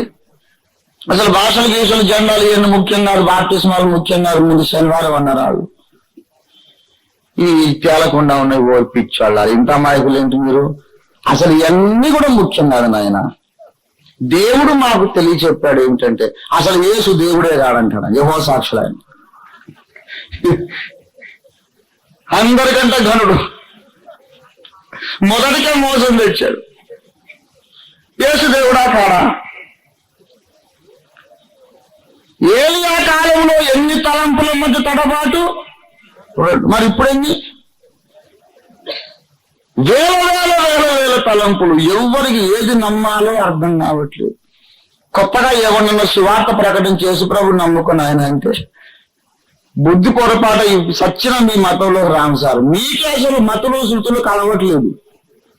నేనెందుకు సార్ అందులో దిగటం? మీరు సరిగ్గా ఉండండి, తర్వాత మేము అందులో దూరేది ఆలోచన చేస్తాం. ఏమండి, ఈ సిద్ధాంత విభేదాలతో కొంతమందికి నిద్రలో మెడబట్టేస్తుంది. వేరే డినామినేషన్ వాడు ఎదురొచ్చాడు అనుకోండి, మెడకాయ పట్టేసిన వాళ్ళు అలా వెళ్తుంటాడు. అవసరం లేకపోయినా పక్కకు చూస్తారాకపోతారు. ఆ ఎదుట వచ్చే పాస్టర్ గారిని చూడాల్సి వస్తుందేమో, వందనాలు చెప్పాల్సి వస్తుందేమో, వందనాలు చెప్తే రిసీవ్ చేసుకోవాల్సి వస్తుందేమో భయానికి ఆయన చూడడం అవాయిడ్ చేయడానికి ఆ మురుగు కాలువలో ఉన్న పందిని దీక్షగా చూస్తుంటాడు. ఆ పని ఎంత ముద్దొస్తుంది ఏమిటో మరి. ఎంతైనా పందిని చూడటం కంటే ఇంకో పాస్టర్ని చూడటం నయం కాదు. ఇంకా అటు చూస్తావు ఎందుకో. అలా తయారయ్యారు జనాలు. సార్ నేను చాలా హర్ట్ అవుతాను, నేను చాలా సున్నితం మనసుకోండి. ఒకసారి ఒక అన్నగారు పెద్ద ఒక ఆయన వేరే డినామినేషన్ ఆయన, నేనైతే అందరితో కలుస్తానండి. చెప్తున్నా, యెహోవా సాక్షులు తప్ప నేను ప్రతి సంఘంతో కలిసి పనిచేశాను. ప్రతి సంఘం literally including Seventh Day Adventist అందరితో పాటు కలిసి పనిచేశాను. Salvation Army, Seventh Day Adventist, Lutherans, Baptist, Pentecostals, Methodist, ఫలానా సంఘం అని పేరెందుకు, ఇది అందరితో కలిసి పనిచేశాం. అందరూ మా అన్నదమ్ములండి, అక్క చెల్లెను. ఆ యెహోవా సాక్షులు ఒక్కరితోనే నాకు అసలు కుదరదు.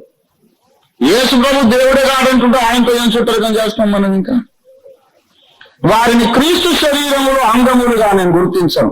మిగతా వాళ్ళందరూ క్రీస్తు దేహంలో అంగములే, మనం అందరం ఆయన శరీరంలో సభ్యులు. నువ్వు ఏ గుడికన్నా వెళ్ళు తమ్ముడు, అన్నయ్య, నీలో నాలో ఒకే రక్తం పారుతుంది, యేసు రక్తం. దేవునికి స్తోత్రం కలుగును గాక. హల్లెలూయా. ఆ విషయాలుగా ఉండాలి. చాలా మందికి ఉండదు. నేను ఎదురొస్తుంటే నేను పెద్ద ఆయన, చాలా పెద్దవాడు, నేను ముందు చేతులైతే ప్రేజులో రాయగారని ముందుకు వెళ్ళబోతుంటే ఆయనకు మెడబట్టేసింది, పక్కన పంది ముద్దొచ్చింది, అటు వెళ్ళిపోయాడు.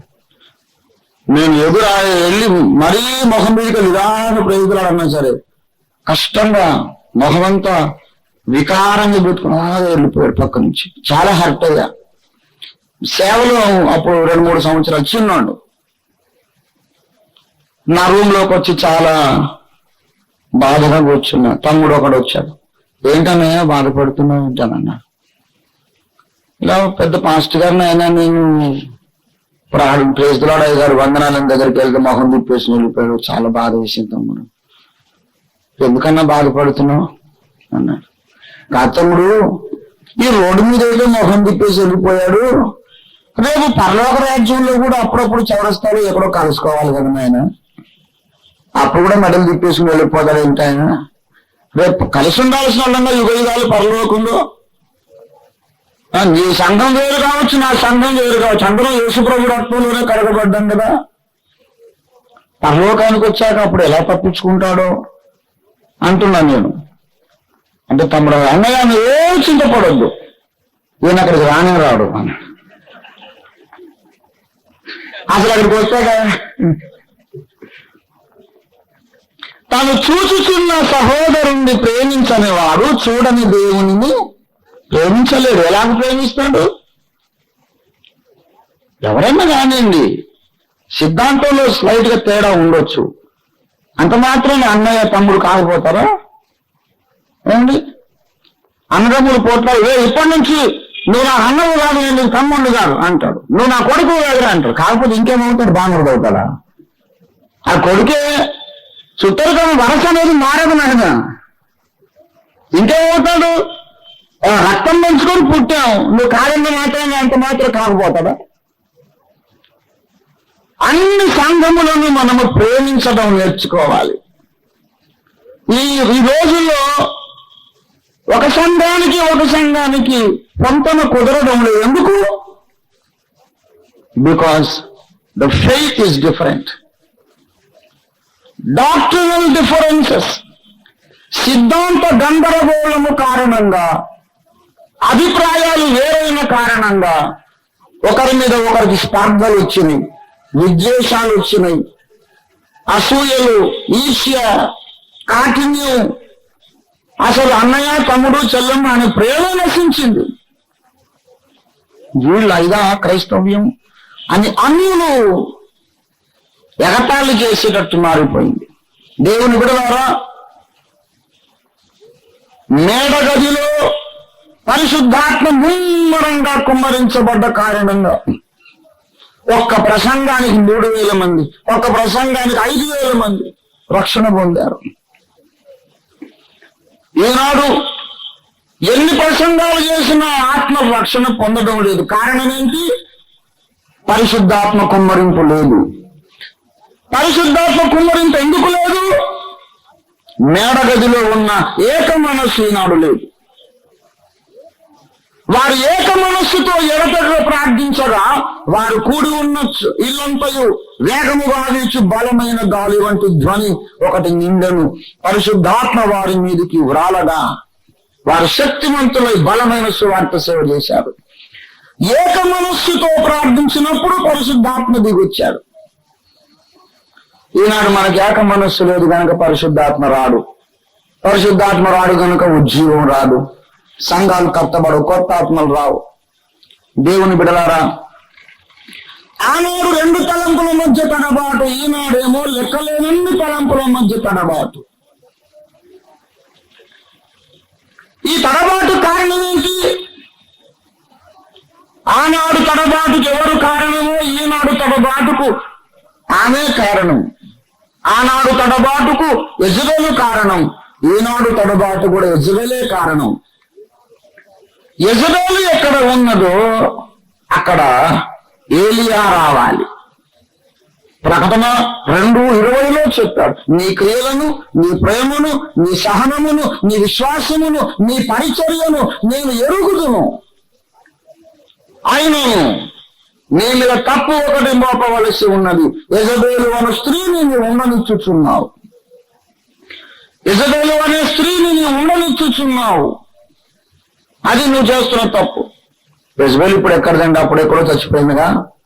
BC 800 years back before Christ చచ్చిపోయింది. ఇప్పుడు ఎక్కడిది? యెజబెలు అంటే ఆమె చచ్చిపోయిందిలే కానీ యెహూ గుర్రాలతో తొక్కించాడు. నజ్జు అయిపోయింది. గోడ మీద నుండి కింద పడదోసి గుర్రాలతో తొక్కించాడు. గుర్రాలతో తొక్కిస్తే యెజబెలు చచ్చిపోయింది కానీ ఆమెలో ఉన్న దురాత్మ చావలేదు. ఆ దురాత్మ బతికే ఉంది. గుర్రాలు తొక్కితే దురాత్మలు చస్తాయా? ఆ దురాత్మ బ్రతికే ఉంది. అది కనబడకుండా క్రీస్తు సంఘములో జరబడింది. క్రీస్తు సంఘములోనికి ప్రవేశించి అదృశ్య రూపిణిగా పనిచేస్తుంది ఆ దురాత్మ. విశ్వాసులకు బైబిల్ అర్థం కాకుండా చేస్తుంది. దేవుని వాక్య భాగములకు తప్పుడు అర్థాలు సృష్టిస్తోంది. వాక్యమును వక్రంగా తిప్పుతోంది. వాక్యమును అపార్థం చేయిస్తోంది.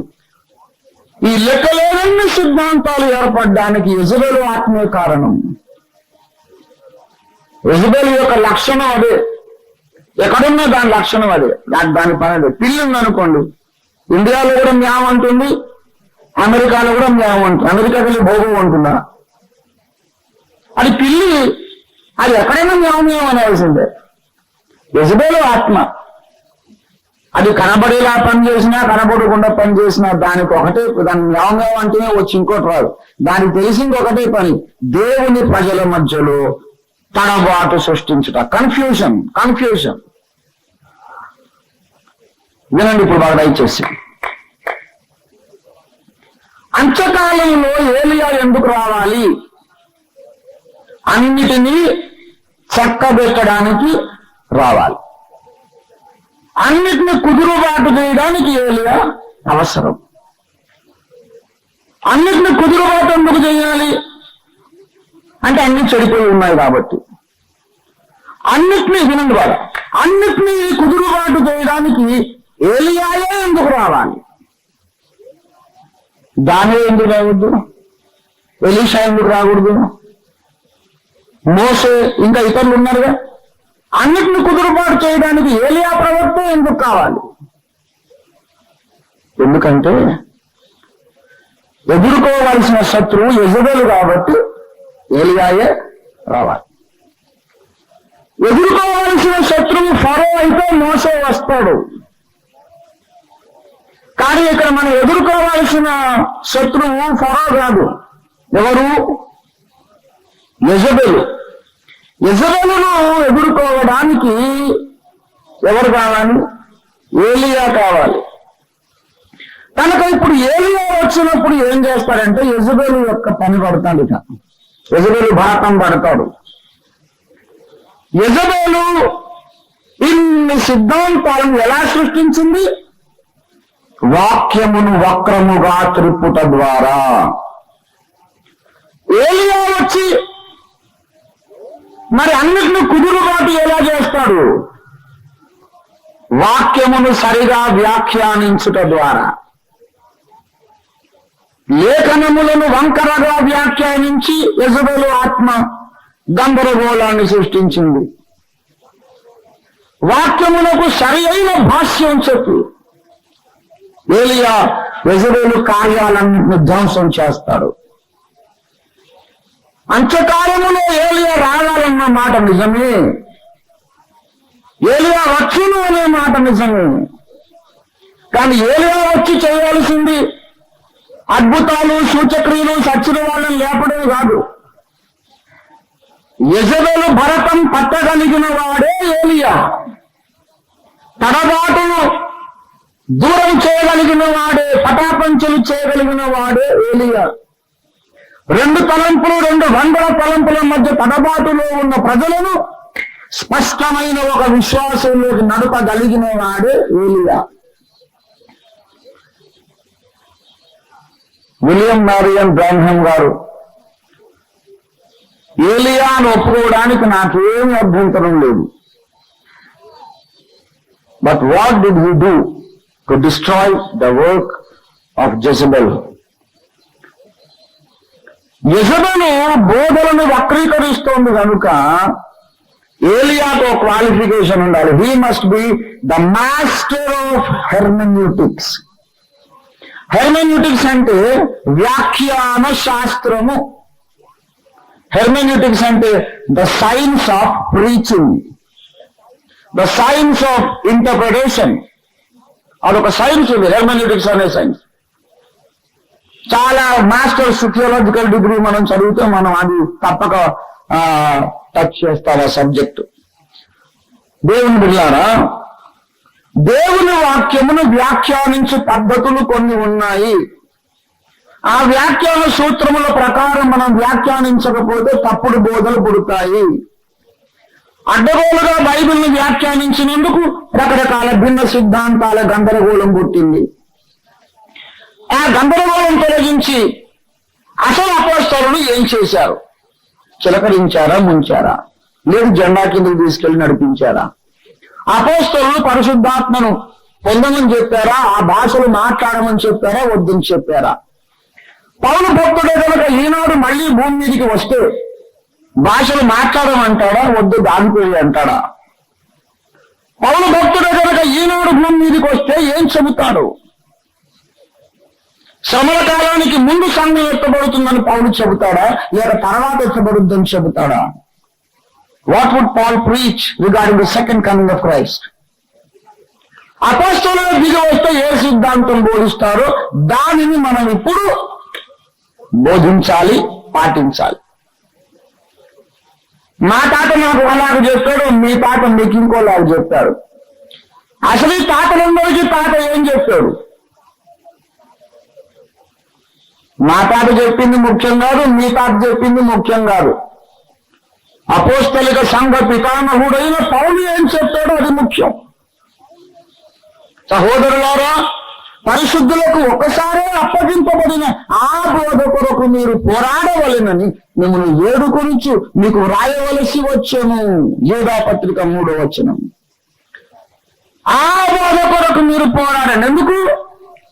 క్రొత్త బోధలు పుట్టుకొస్తాయి కాబట్టి. ఆ బోధ వైపు నన్ను నడిపించేవాడెవరు? మలాకి గ్రంథంలో ఏలియా వచ్చి చేసే పనులు 2 చెప్పాడు. తండ్రుల హృదయం పిల్లల తట్టు త్రిప్పాలి, అది మొదటిది. రెండవది, పిల్లల హృదయం తండ్రుల తట్టు త్రిప్పాలి. దేవుని ప్రకారం యోహాను వచ్చినప్పుడు మొదటిదే చేశాడు. అతడు వచ్చి తండ్రుల హృదయము పిల్లల వైపు త్రిప్పును అన్నాడంటే గబ్రియేలు జకర్యాతో. ఈ పిల్లలు మళ్ళీ అటుమళ్ళుకునే సంగతి చెప్పలా.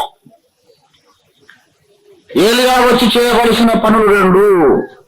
తండ్రులు అనగా సర్వ ప్రపంచమునకు సువార్త ప్రకటించవలసిన ఇశ్రాయేలు జనాంగం, అక్కడి నుంచే రక్షణ యూదులలో నుండి కలుగుతున్నది. వాళ్ళ హృదయాన్ని పిల్లల పట్టు త్రిప్పాడంట. ప్రపంచమంతటికి ఇశ్రాయేలు జాతి సువార్తికులు కావడానికి ముందు మార్గం సిద్ధపరిచిన వాడు ఆయనే. రెండవదిగా పిల్లలు తండ్రుల వైపు మళ్ళుకోవాలి. అంటే తండ్రులు నేర్పిన బోధను పిల్లలు మర్చిపోయే యుగం వస్తుంది. ఆదిమపోస్తలులు నేర్పించిన బోధను పిల్లలు మరచిపోయే తరం ఒకటి వస్తుంది. ఆనాడు ఏలియా వచ్చి సెకండ్ హాఫ్ చేస్తాడు. మర్చిపోయిన ఈ బోధలోనికి పిల్లలను ఆ తండ్రుల బోధలోనికి మళ్ళిస్తాడు. అప్పుడు సిద్ధాంత గందరగోళం అంతా పోతుంది. ఏది నమ్మాలో అందరికీ తెలుస్తుంది, ఎందుకు నమ్మాలో తెలుస్తుంది, లేఖనంలో ఎక్కడ ఆధారం ఉందో తెలుస్తుంది, ఏ వ్యాఖ్యాన పద్ధతి ప్రకారం ఆ బోధ తప్పు, ఏ సూత్రం ప్రకారం ఈ బోధ రైతు, ఇదే రైతుని నిష్కర్షగా మనం ఎలా చెప్పగలం? How can you say with final authority what is wrong doctrine, what is apostolic correct doctrine? There will come a great man of God with Elijah anointing, and that man shall be the master in hermeneutics. He will be a master in science of interpretation of the scriptures. లేఖన వ్యాఖ్యాన పద్ధతులలో ఆచార్యుడై ఉంటాడు. ఇప్పుడు మీకు ఒక interesting సంగతి చెప్తాను. ఇక్కడ ముగించేస్తున్నాను. దేవుని బిడ్డలారా, చాలా ఆసక్తికరమైన విషయం చెప్తాను. 1959లో నేను పుట్టాను. 69లో నన్ను పరిశుద్ధాత్మతో ప్రభు అభిషేకించాడు, నింపాడు 10 ఏళ్ల వయసులో. నాకు 21 సంవత్సరాలు ఉన్నప్పుడు ప్రభు నన్ను సేవకులకు పిలిచాడు. సేవకులకు పిలిచి అప్పుడు 21 సంవత్సరాలు, 80వ సంవత్సరం 1980 ఫిబ్రవరి, ఇప్పుడు సరిగ్గా 20 ఏళ్ల కిందట 1980 ఫిబ్రవరి.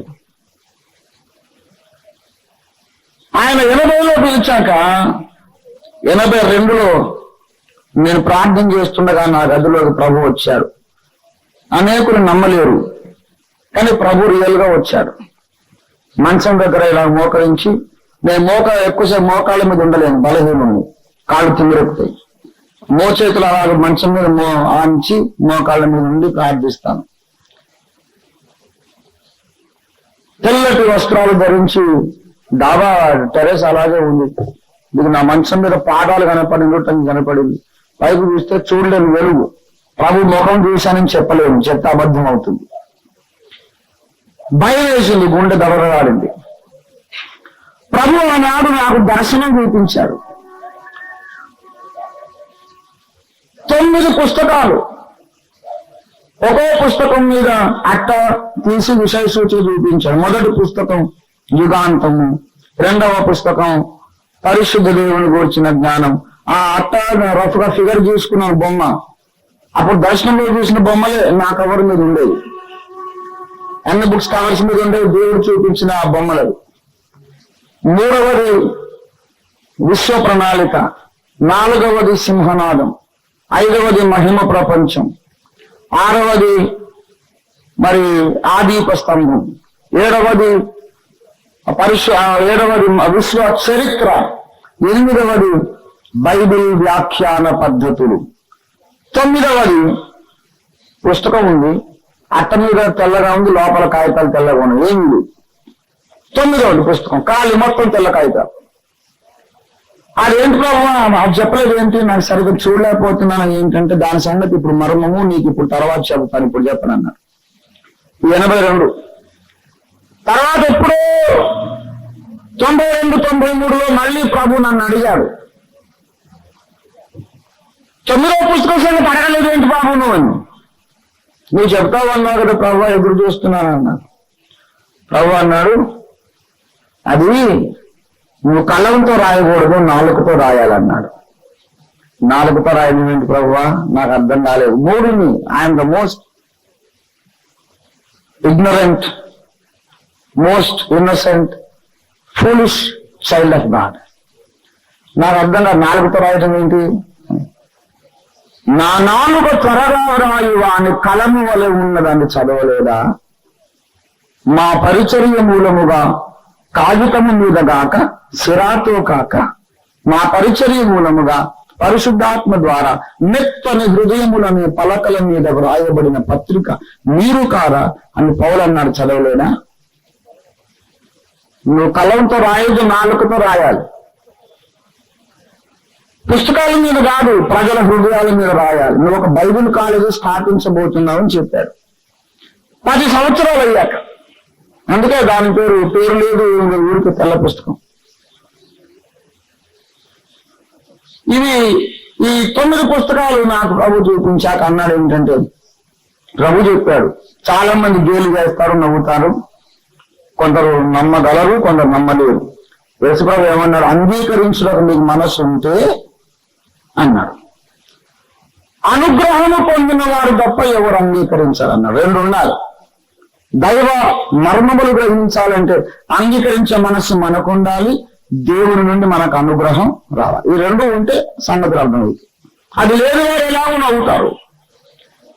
ఆనాడు ప్రభు నాతో చెప్పిన విషయం ఏంటంటే, మార్టిన్ లూథర్ ద్వారా నేను ప్రారంభించిన సంస్కరణ నీవు రచించే గ్రంథముల ద్వారా సంపూర్ణమవుతుంది. అపోస్తలులు బోధించిన సిద్ధాంతాలన్నిటినీ 2000 ఏళ్ల సంఘ చరిత్రలో సంఘం అన్నిటినీ పోగొట్టుకుంది. క్రీస్తు శకం 5వ శతాబ్దంలో కథాలిసిజం ప్రారంభమైంది. 15వ శతాబ్దం దాకా 1000 ఏళ్ళు అంధకార యుగం. బైబిల్ చదవద్దని మూసి లోపల పెట్టేశాడు సెయింట్ పీటర్ క్యాథడ్రల్లో, వాటికన్ సిటీలో. పరిశుద్ధ గ్రంథం రా, పాపులు చదవద్దు, ముట్టుకోవద్దు, మైల పడిపోతుంది, మనం చదవడానికి యోగ్యులం కాదు, పవిత్ర గ్రంథం అని దానికి బంగారు గొలుసులు పెట్టి బంగారు తాళం పెట్టి లోపల పెట్టేశాడు పోపు గారు. మార్టిన్ లూథర్ గారు లేచి సంస్కరణ ప్రారంభించాడు. వెనక జాన్ వెస్లీ, జాన్ నాక్స్, కాల్విన్, ఎందరో భక్తులు ఒక్కొక్క స్టెప్ ఒక్కొక్క మెట్టు అధిగమించి ముందుకు సాగు. ఒక్కొక్క భక్తుడు ఒక సత్యాన్ని సంఘానికి పరిచయం చేసి బోధించాడు. క్రీస్తు రాకముందు పోగొట్టుకున్న అపోస్తలిక సత్యం అంతటిని మళ్ళా సంఘానికి సమకూర్చాలి. లూథర్ గారు సంస్కరణ ప్రారంభించారు కానీ ముగించలేకపోయారు. ఆనాడు మార్టిన్ లూథర్ గారి కూటాలకు హాజరవద్దు అని సంఘ నాయకులు ప్రకటించుకున్నారు. మార్టిన్ లూథర్ గారిని చంపాలని చూశారు, కొట్టాలని చూశారు. లూథర్ కూటాలకు వెళితే వెళ్ళేస్తామన్నారు. ఏటికి ఎదురీది గజయితగాడులాగా ఎదురీది. అంతలో వృద్ధుడైపోయి చనిపోయారు ఆయన. ఇప్పుడు 500 సంవత్సరాలు కావస్తుంది. ఈ సంస్కరణ ఇంకా ఒక ముగింపు దశకు వస్తోంది అన్నాడు. బైబిల్ వ్యాఖ్యాన పద్ధతులు దేవుడు నాకు అప్పుడు కొన్ని చెప్పాడు, నేను రాసుకున్నాను, గ్రంథం రాయబోతున్నాను. దానితో యెజబెలు కార్యములన్నీ లయం కాబోతున్నాయి అన్నాడు. నేను మీకు ఒక విషయం చెప్పి ముగిస్తాను.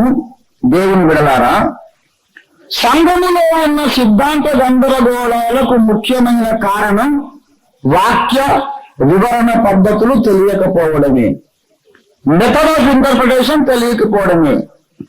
ఇదిగో ఈ రకంగా వ్యాఖ్యానించాలి, సిస్టమాటిక్ గా యెజబెలు సామ్రాజ్యాన్ని కూలగొడుతున్నటువంటి పరిచర్య ఎక్కడన్నా ఉంటే అది ఓఫీర్ పబ్లికేషన్స్ పరిచర్య. మీకెవరన్నా తెలిస్తే నాకు చెప్పండి. ఈ బోధ ఎందుకు తప్పు, ఈ లేఖనాధారం అని ఖండితంగా ఈ గందరగోళం గదిని తొలగించడానికి పూనుకున్న వాడు ఎవరన్నా ఉంటే నాకు చెప్పండి. నా ఎరుకలో నేను ఎవరిని ఎరగను. ఆసక్తికరమైన విషయం ఏంటంటే, అంత్యకాలంలో యెజబెలు సామ్రాజ్యం ధ్వంసం చేయవలసిన ఏలియా పరిచర్య ముమ్మాటికి నేను చేస్తున్నానని నా సాహిత్యం మీద చదివితే తెలుస్తుంది. But the most interesting thing is I'm not Elijah. అది ఆసక్తికరమైన విషయం. ఏలియా బతికొచ్చి ఎలా సవాలు చేయాలో అలా నేను చేస్తున్నాను, కానీ నేను ఏలియాను కాదు. ఎందుకు కాదు? ఇది ఎందుకు ఆసక్తికరమైన విషయం అంటే ప్రియులారా గమనించండి దయచేసి. అంత్యకాలపు ఏలియా ఒక వ్యక్తి మాత్రమే కాదు. అంత్యకాలపు ఏలియా ఒక సమాజమై ఉండబోతుంది. ఈ విషయాన్ని వివరించడానికి ఇంకా సమయం లేదు, ముగించేస్తాను. నేను మీకు సంగతి జ్ఞాపకం చేస్తాను. మోషే ఏలియాల లక్షణములు కలిగిన ఇద్దరు ప్రవక్తలు ఎక్కడ కనబడతారు మనకు ప్రకటనలో? వెరీ గుడ్, 11వ అధ్యాయం. మోషే ఏలియాల లక్షణాలు కలిగిన ప్రవక్తలు ఇద్దరు కనపడతారు. ఆ ఇద్దరు ప్రవక్తలను చూసి ఒక మాట మనం చదువుదాం దయచేసి. 4వ వచనం. వీరు భూలోకములకు ప్రభువైన వాని ఎదుట నిలుచుచున్న 2 ఒలీవ చెట్లను దీప స్తంభములనై ఉన్నారు. ఉందా మీ బైబిల్లో మాట? వీళ్ళిద్దరు ఎవరై ఉన్నారు? దీప స్తంభములై ఉన్నారు. ఇప్పుడు చూడండి, ప్రకటన గ్రంథం 1వ అధ్యాయం ఆఖరి వచనం ప్రకారం ఆ 7 దీప స్తంభములు 7 సంఘములు. దీప స్తంభములు = సంఘములు. ఇక్కడ ఏలియా వంటి అభిషేకం కలిగిన వ్యక్తులు కనబడుతున్నారు. పరివచనం ప్రకారం ఆ 7 దీప స్తంభములు 7 సంఘములు. దీప స్తంభములు = సంఘములు. ఇక్కడ ఏలియా వంటి అభిషేకం కలిగిన వ్యక్తులు కనబడుతున్నారు. వాళ్ళు ఎవరంటే వారు దీప స్తంభములు. అంత్యకాలంలో పరిశుద్ధాత్మ దేవుడు ఒక మహోద్యమాన్ని నిర్మిస్తున్నాడండి. A great revolutionary movement within the body of Christ. ఒక మహా సమాజంలో పుట్టబోతుంది.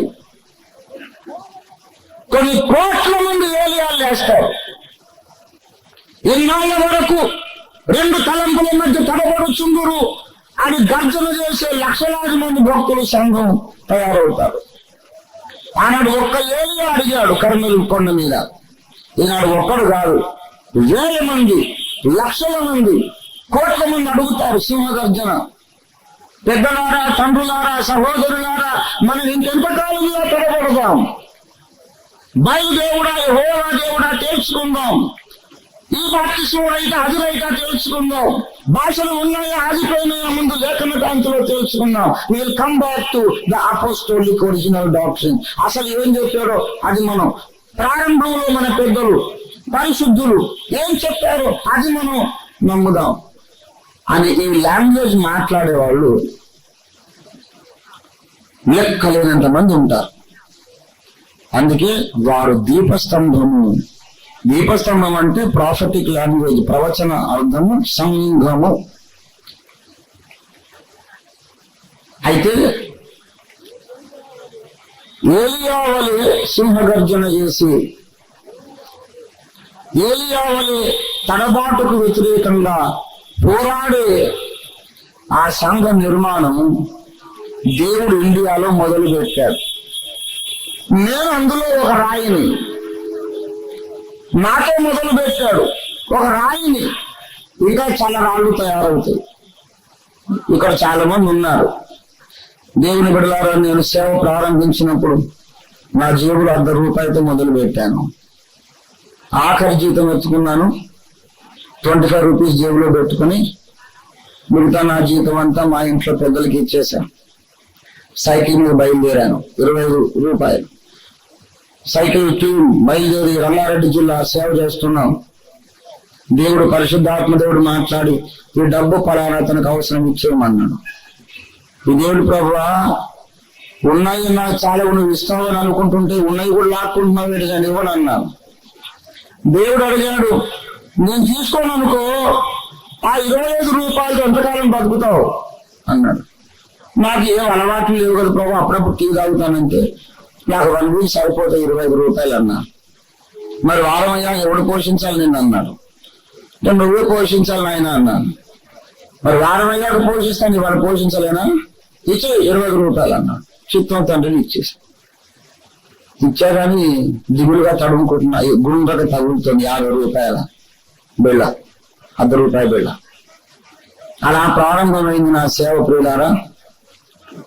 ఈనాడు అనేక దేశాలలో కొన్ని లక్షల మంది నా లాంగ్వేజ్ మాట్లాడుతున్నారు. I have never received a single dollar from any organization. డబ్బు లేదు. I have never been to a Bible college.